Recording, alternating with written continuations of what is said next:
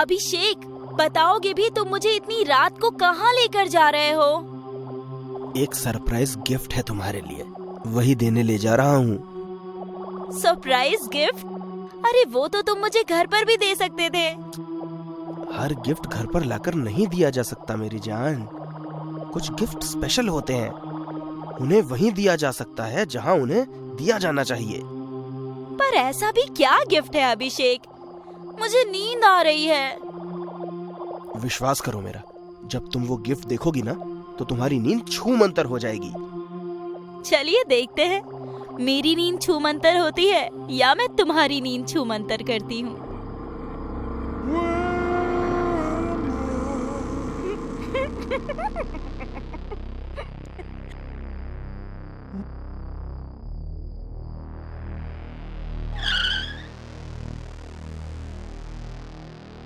लो बीवी साहिबा, आ गई हमारी मंजिल, उतरिए। वाह, कितना खूबसूरत बंगलो है। पसंद आया? मुझे क्या, ये तो किसी को भी पसंद आएगी। तो इस बंगलो में तुमने सरप्राइज गिफ्ट छुपा रखा है? छुपा कर नहीं रखा, वो सरप्राइज गिफ्ट तो मैं तुम्हें दे चुका हूँ। मतलब? No no no no no no, तुम्हारा मतलब कि ये बंगलो? 100%। ये रही कीज, गेट खोलिए। तुमने सच ही कहा था, मेरी नींद तो वाकई छूमंतर हो गई। वाह! बंगलो की खुशी में मैंने कल 2-3 लोगों को एक छोटी सी गैदरिंग के लिए बुलाया है। बहुत अच्छा किया।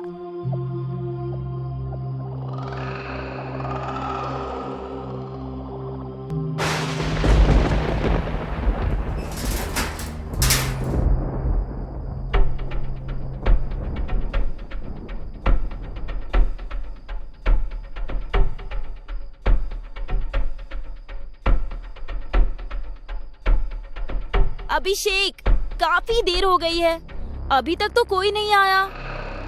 हो सकता है खराब मौसम की वजह से लोगों ने मन बदल लिया हो। वैसे शहर से थोड़ी दूर भी तो है ये जगह। ये मौसम बदल जाए चाहे लोग बदल जाए, हम हैं सनम, ऐसे कैसे बदल जाएं? हाय खुशबू जी, चलिए कोई तो आया। वेलकम।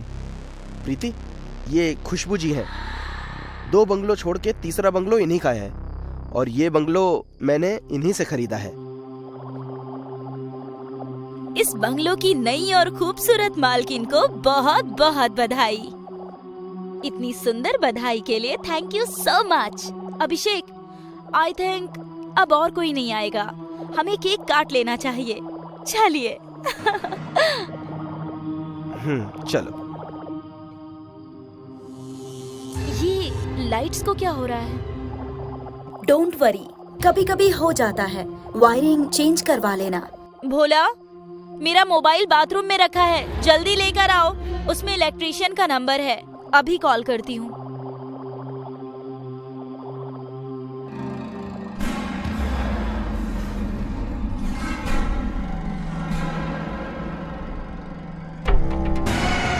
नहीं नहीं, ये नहीं हो सकता।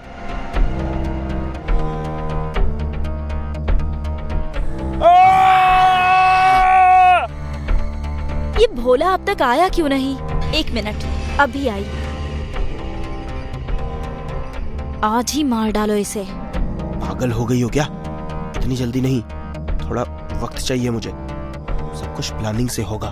वक्त कहीं इतना ना हो जाए कि वक्त से पहले मौत आ जाए। भोला, भोला, कहाँ हो तुम? भोला, भोला कहाँ हो तुम? कहाँ चला गया ये?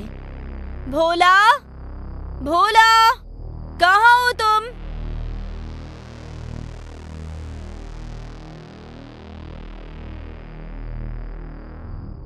अभिषेक, अभिषेक, वो भोला अंदर कहीं नहीं है। What? अरे अंदर ही तो गया था, मैं देखता हूँ। रहने दीजिए सर, भाग गया होगा वो। 1 नंबर का चोर है भोला। मैडम के कमरे में अगर उसे कुछ कीमती मिल गया होगा तो वो पक्का लेकर जा चुका है। लेकिन कमरे में तो ऐसी कोई कीमती चीज नहीं थी। Come on Preeti, I think he is right. 50,000 cash मैंने कमरे में ही रखे थे। शायद वही चुरा कर भाग गया होगा। मेरे हिसाब से आज के दिन 50,000 में कोई बुरा आदमी आपसे दूर हो गया तो इस घर का गुड लक है। अब जल्दी से केक शेक खाना वाना खिलाओ भाई, ताकि मैं भी घर जाऊं और आप लोगों को अपना पर्सनल टाइम दूं। आप भी ना बहुत जॉली हैं। लीजिए।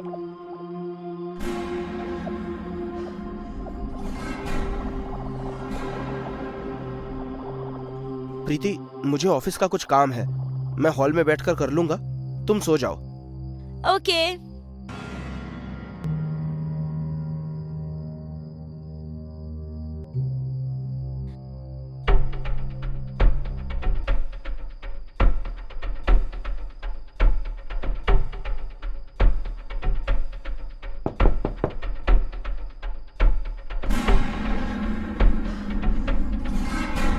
ये सब सच में हुआ था या कोई बुरा सपना था?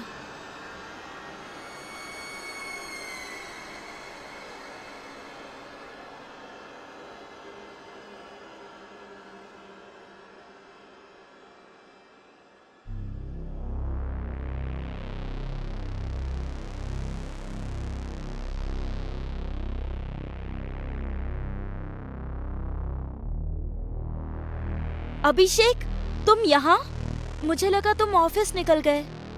अरे हाँ, मैं ऑफिस ही जा रहा था, लेकिन खुशबू जी का फोन आ गया कि अपना बैलेंस अर्जेंट चाहिए, तो यहीं आ गया।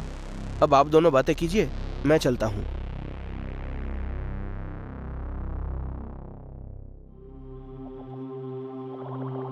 खुशबू जी, मुझे आपसे कुछ पूछना था।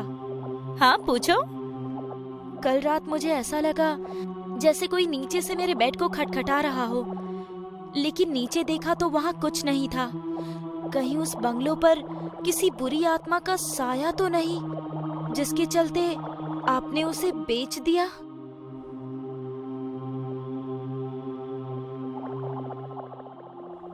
बुरी आत्मा?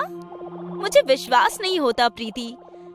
इस नए जमाने में भी तुम ऐसी दकियानुसी बातों पर विश्वास करती हो? बिलीव मी, तुम्हें वहाँ कोई वहम हुआ होगा। ऐसा कुछ नहीं है। मैं तो बरसों वहाँ रही हूँ और मैंने उस बंगलो को इसलिए बेचा क्योंकि मैं दो बंगलों का मेंटेनेंस हैंडल नहीं कर पा रही थी। यू नो ना, मेरे हस्बैंड के मिसिंग हो जाने के बाद मैं फाइनेंशियली बहुत ज्यादा टूट गई थी। पुलिस ने भी गिव अप कर दिया है। कहते हैं कि शायद वो अब इस दुनिया में नहीं है। ओह, आई एम सॉरी। कोई बात नहीं, मैं चाय लाती हूँ। चाय फिर कभी, अभी चलती हूँ।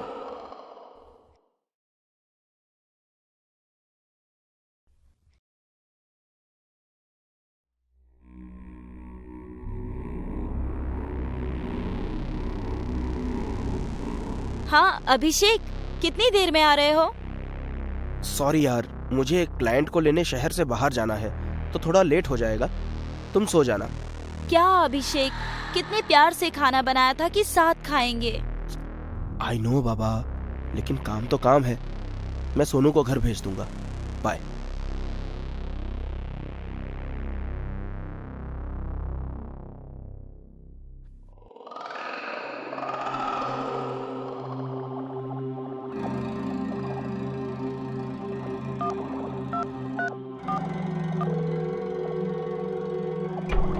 क्या हुआ? जी नहीं भरा क्या प्यार करके? जो घर पहुंचते ही फोन कर दिया? बीवी ने देख लिया तो? वो अब कभी नहीं देख पाएगी। मार डाला मैंने उसे। क्या? मगर कब? कैसे? तुम तो वक्त मांग रहे थे, फिर ये सब अचानक? घर आ जाओ।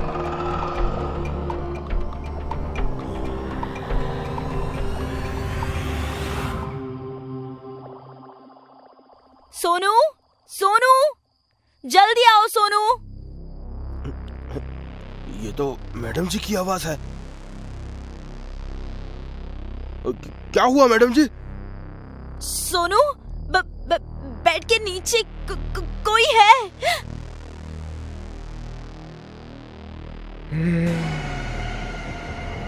नहीं, ये नहीं हो सकता। क्या हुआ सोनू? क्या नहीं हो सकता? मैडम, वो वापस आ गया है मैडम। वो कौन?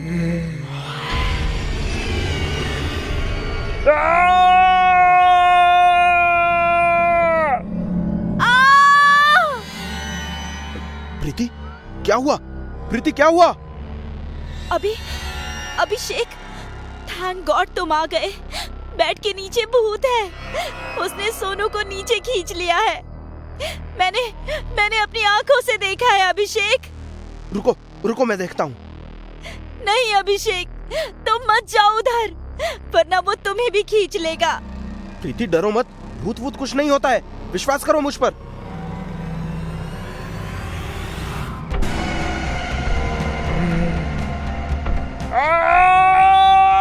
प्रीति, बचाओ मुझे, बचाओ! अभिषेक, अभिषेक!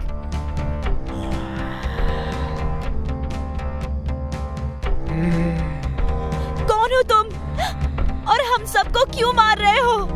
क्या बिगाड़ा है हमने तुम्हारा? घबराओ मत, मैं तुम्हें नहीं मारूंगा प्रीति, मैं उसे ही मारूंगा जिन्होंने मुझे मारा था। हो कौन तुम? मेरा नाम गौरव है। खुशबू मेरी ही बीवी थी। तुम्हारे पति और खुशबू के बीच अफेयर है और मुझे इस बात का पता चल गया तो भोला और सोनू की मदद से इन्होंने मुझे मारकर बेड के नीचे दफन कर दिया। भोला और सोनू से तो मैं बदला ले चुका हूँ और अब इसकी और खुशबू की बारी है। नहीं नहीं प्रीति, प्रीति ये झूठ बोल रहा है, झूठ बोल रहा है, ये ऐसा कुछ भी नहीं है।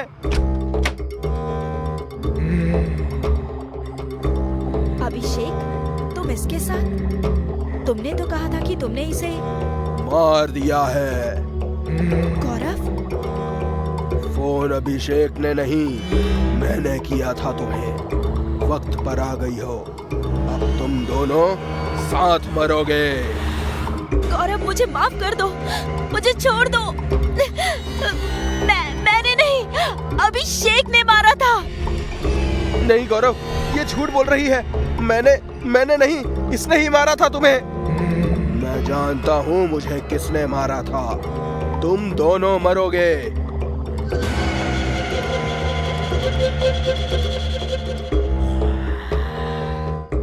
तुम घबराना नहीं प्रीति, सब सीसीटीवी कैमरा में रिकॉर्ड हो गया है। तुम्हें कुछ नहीं होगा। चलता हूँ।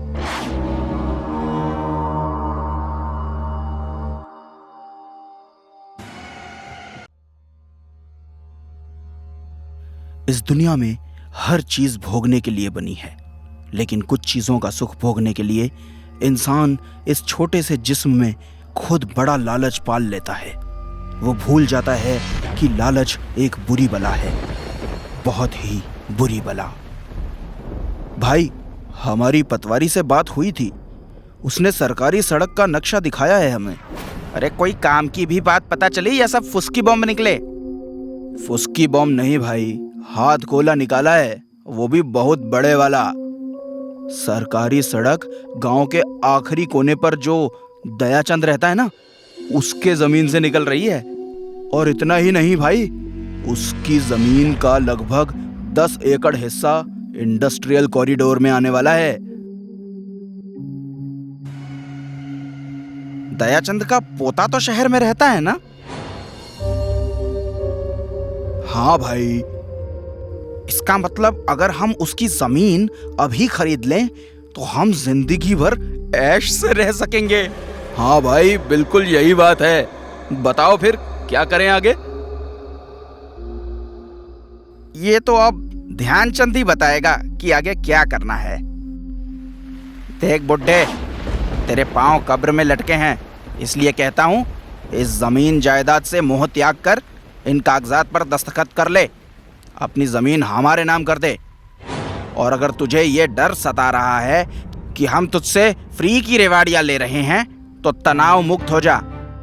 तेरी जमीन का जितना बनता है उसकी पाई पाई तुझे मिल जाएगी और अपनी रुखसती तक ऐश के साथ इस घर में रह, कोई कुछ नहीं कहेगा तुझे। किसान के लिए उसकी जमीन माँ होती है और माँ का सौदा नहीं किया जाता। जा सकते हो तुम, दरवाजा सामने है। काका, बूढ़ी हड्डियों को जवान खून की तरह कड़कना नहीं चाहिए। हड्डियां टूटने का डर रहता है। अब ये अपनी डायलॉग बाजी बंद कर और चुपचाप दस्तखत कर। भैया, आप लोग ये काका से ऐसे कैसे बात कर रहे हैं? अगर ये अपनी जमीन नहीं बेचना चाहते तो हमें इनके फैसले की रिस्पेक्ट करनी चाहिए। मेरे ख्याल से हमें यहाँ से चलना चाहिए। छोटे, अपना ख्याल अपने पास ही रख, शहर में गुजर बसर करने के काम आएगा। हम यहाँ खेतों में हल चलाकर तेरे शहर का खर्चा पूरा नहीं बनाते, लठ के जोर पर कमा कर करते हैं। इसलिए अपना ख्याल अपने पास ही रख। दस्तखत तो इसका बाप भी करेगा। अबे ओ बुड्ढे, कर दे ये खेत हमारे नाम, वरना तेरी उंगलियों के निशान लेकर हम तुझे जिंदा तेरी ही जमीन में गाड़ देंगे। जो करना है कर लो, मगर किसी भी कीमत पर मैं ये जमीन नहीं बेचूंगा। मर जाएगा तो ये सब छाती पर लेकर जाएगा क्या? छाती पर बेशक न जाए, मगर मरने के बाद इस बात की खुशी होगी कि मेरी जमीन मेरी ही छाती पर है। भैया, भैया ये क्या कर रहे हैं आप लोग? मर जाएगा ये। अरे भाई सुनो, भाई रुको, भाई रुको। भैया, भैया छोड़ दो इन्हें, ये गलत है। सही गलत की परिभाषा हमारे आगे नहीं चलती छोटे। हम जो करते हैं वही सही होता है। और सब्र रख, हम इसे मारने ही जा रहे हैं। तीनों भाइयों पर उनका लालच सिर चढ़कर बोल रहा था। उनके लालच के आगे अब इंसानी जिंदगी का कोई मोल नहीं था। लेकिन बुढ़ा भी जीवट था। उसके चेहरे पर मौत के खौफ की जगह हंसी तैर रही थी।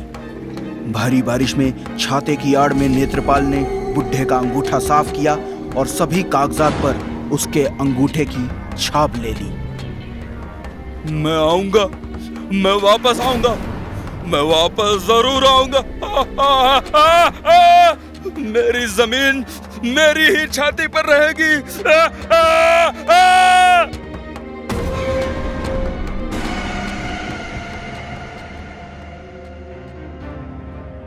भाई, आज शराब के हर घूंट के साथ दयाचंद की याद आ रही थी। पिछले साल जब उसकी जमीन हथियाई थी तब भी यही मौसम था। साला क्या बोल रहा था? मेरी जमीन मेरी ही छाती पर रहेगी।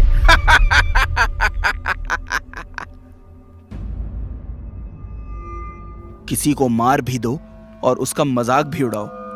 कितने क्रूर हैं आप लोग। ये जीवन एक जंगल के जैसा है छोटे, जहां शेर हमेशा कमजोर को खाता है और कभी भी इसका खेद नहीं जताता। तेरी सोच की सुई बेकार में ही एक जगह अटकी है छोटे। आगे बढ़ आगे। पर भाई, उस मरी हड्डी ने एक बात और बोली थी, मैं वापस आऊंगा, मैं वापस आऊंगा, मैं वापस जरूर आऊंगा। अगर वो सच में आ गया तो? अरे भाई, अभी तो एक ही पैग लगाया है तूने और कैसी बहकी बहकी बातें करने लगा है? दारू पी आराम से, मरे हुए लोग वापस नहीं आते कभी। अरे लेकिन सोचो, अगर वो वाकई में आ गया तो वो हर बुराई को खत्म कर देगा, जैसे भगवान राम ने रावण को मार कर किया था। मैंने कहा था ना कि मैं वापस आऊंगा। मैं आ गया तुम सबको लेने। नहीं नहीं, ये नहीं हो सकता। पर ये तो मर चुका है ना भाई। जान बचानी है तो भागो।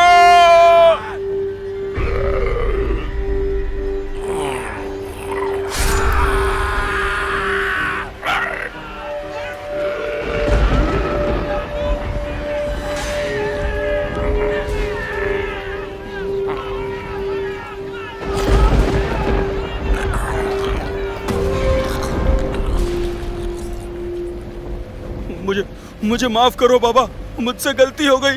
मैं आपको आपकी पूरी जमीन वापस कर दूंगा। मैं आपको और 10 एकड़ जमीन दे दूंगा, बस मुझे मारना नहीं। मौत सामने देखकर तेरे जैसे सभी लालची क्रूर इंसान मौत को भी पैसों से खरीदने की कोशिश करते हैं।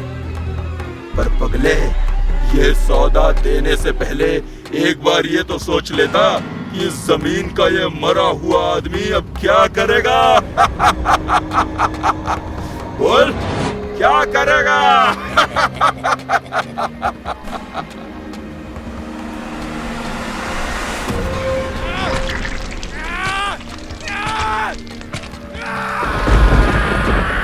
तुम्हें मुझसे डरने की जरूरत नहीं है बेटा, तुम भले इंसान हो। कुछ दिनों में मेरा पोता दिल्ली से यहाँ आने वाला है। मेरी जमीन उसके नाम चढ़ा दो, वरना मेरी जमीन मेरी छाती पर ही रहेगी। समझ रहे हो ना? जरूरत से ज्यादा हासिल करने की चाहत लालच को जन्म देती है, और लालच बुराई को, और बुराई का नाश होना हमेशा से तय रहता है।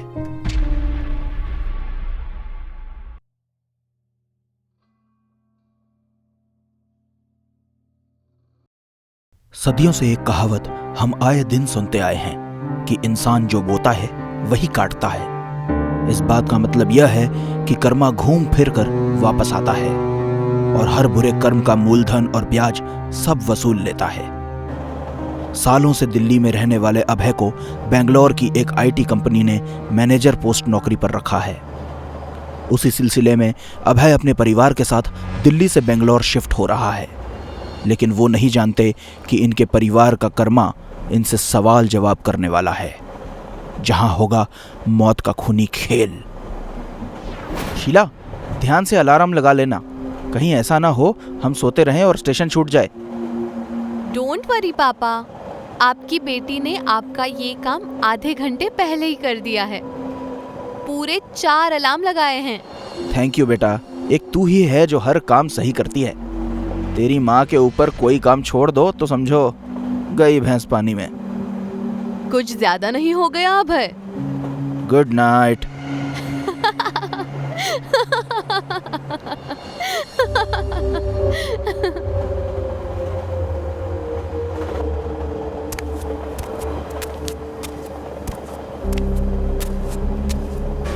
पानी है क्या? कौन है भाई?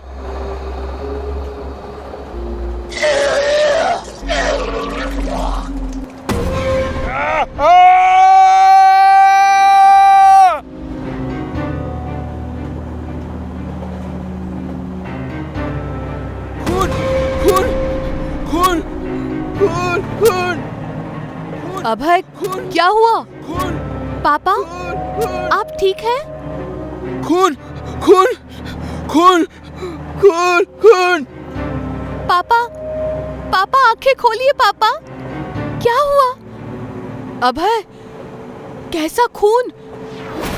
खून खून। अभय होश में आओ। अभय!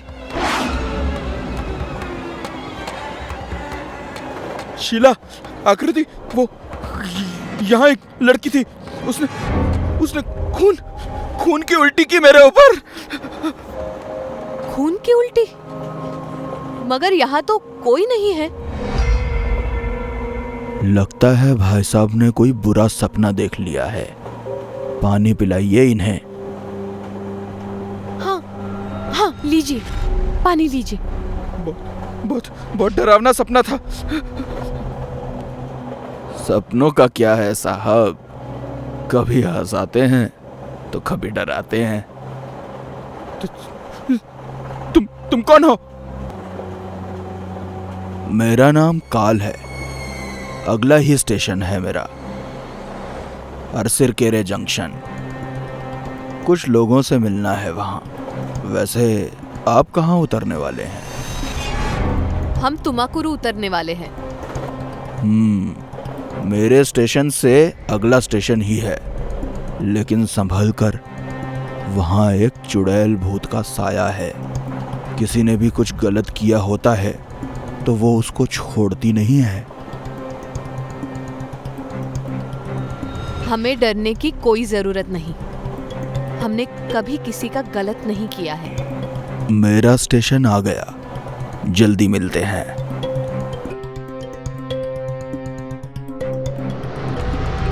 ये आदमी बहुत अजीब सा लग रहा था मुझे। अजनबियों की बातें अजीब लगना आम बात है पापा। तो हो जाए हाई फाई। अभय और उसका परिवार अपनी हंसी में बुरे सपने को पल भर में भूल गया, लेकिन अभय के माथे पर चिंता की लकीरें जरूर नजर आने लगी थीं। मगर अपनी चिंता से ज्यादा अभी ध्यान उस स्टेशन पर देना था जहां उन्हें उतरना था। तुमाकुरु स्टेशन आते ही तीनों उतर गए। उस स्टेशन पर उतरने वाले वही 3 लोग थे। उनके उतरते ही ट्रेन आगे बढ़ गई। तीनों अभी स्टेशन से चलने ही वाले थे कि तभी आकृति की नजर स्टेशन के एक कोने में जल बुझ रही लाइट पर अटक गई, जहां लाइट बुझते ही उसे सफेद कपड़े पहने लड़की दिखाई दे रही थी। उसे देखते हुए आकृति को ट्रेन में मिलने वाले अजनबी काल की बात याद आ गई। वहां एक चुड़ैल भूत का साया आए दिन देखने को मिलता है। अगर किसी ने कुछ गलत किया होता है तो वो उसको छोड़ती नहीं है। पापा, पापा देखो उधर कोई है। कहाँ बेटा? उधर पापा देखिए ना, वो वही तो खड़ी है। चली जाओ यहाँ से, चली जाओ। मेरे पास मत आओ पापा, मेरे पास मत आओ। आकृति सुनो, रुको आकृति। आकृति, आकृति क्या हुआ तुम्हें? रुको। छोड़ दो मुझे, प्लीज छोड़ दो मुझे। मैंने तुम्हारा क्या बिगाड़ा है? छोड़ दो मुझे। पापा, हे भगवान, आकृति हवा में। अभय, कहीं इसके पीछे स्टेशन का चुड़ैल भूत वाला साया तो नहीं? शीला की बात सुनकर अभय सख्ते में था। उसे कुछ समझ नहीं आ रहा था कि आखिर ये सब क्या हो रहा है। शीला को अपने सवाल से ज्यादा इंटरेस्ट अपनी बेटी में था, इसलिए अभय के जवाब से पहले ही वो वापस आकृति को बचाने दौड़ पड़ी। आकृति, आकृति। तभी वहां से एक और ट्रेन गुजरती है। उस ट्रेन के दरवाजे पर काल खड़ा है। अभय उसे जाता देखता है। काल मुस्कुरा उठता है। यह सब देखकर अभय की सांसें फूल जाती हैं। वो शीला के पीछे दौड़ता है। शीला, शीला रुको। कौन हो तुम और मेरे साथ ये सब क्यों कर रही हो? प्लीज, तुम जो भी हो मेरी बेटी को छोड़ दो। तुम हमारे साथ ऐसा क्यों कर रही हो? हमने तुम्हारा क्या बिगाड़ा है? प्लीज, प्लीज छोड़ दो मेरी बेटी को। अगर तुम चाहते हो कि मैं तुम्हारी बेटी को छोड़ दूं, तो सच बोल। कैसा सच? मेरा सच। आरती? चलो याद तो आई। अब सच बता वरना तेरी बेटी गई। नहीं नहीं नहीं, मेरी बेटी को कुछ मत करना। अभय ये जो पूछ रही है इसे बता दो प्लीज, वरना हमारी बेटी। प्लीज बता दो अभय। आज से 25 साल पहले इसी स्टेशन से 5 किलोमीटर दूर पर एक कंपनी खुली थी। उसी कंपनी में आरती को बहुत अच्छी जॉब मिली थी। मुझे लगा अगर ये जॉब करने लगेगी तो मुझसे दूर हो जाएगी। आरती प्लीज सुनो तो, क्यों करनी है तुम्हें ये जॉब यार? मैं हूं ना काम करने के लिए। छोड़ दो इस जॉब को और वापस चलो मेरे साथ। अभय प्लीज, तुम चले जाओ यहाँ से। और ये जॉब मुझे अपने लिए, अपनी फैमिली के लिए करनी है, तुम्हारे लिए नहीं। मैंने तुम्हें कितनी बार कहा है, हम सिर्फ दोस्त हैं। इसलिए प्लीज मेरा पीछा करना बंद करो और ये शादी का ख्याल अपने दिमाग से निकाल दो प्लीज। अगर तू मेरी नहीं हो सकती तो तू भी अपने मन की नहीं कर सकती।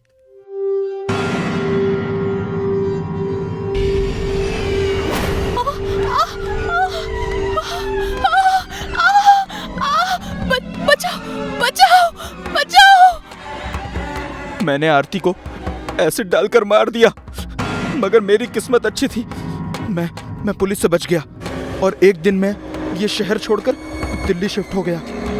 लेकिन ये जगह मुझे फिर वही खींच लाई। मुझे माफ कर दो आरती, मुझे माफ कर दो।